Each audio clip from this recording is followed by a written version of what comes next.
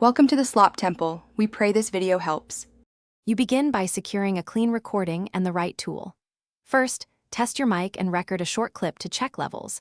This prevents muddy audio and saves editing time. Once done, choose automatic software for speed or manual if accuracy matters, and decide file format and timestamps. Make sure to note speaker names now so you don't guess later.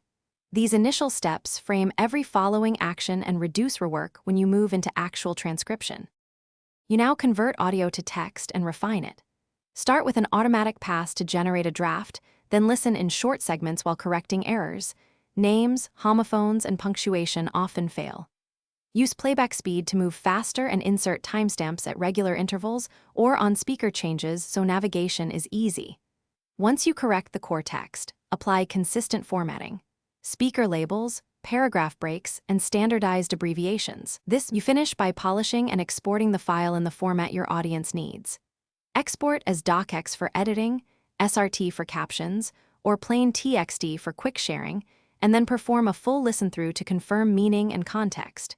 Make sure timestamps align and speaker labels are consistent. If you spot persistent errors, go back to source audio and either reprocess that segment or re-record problematic portions. Re-recording small sections often saves more time than endless correction.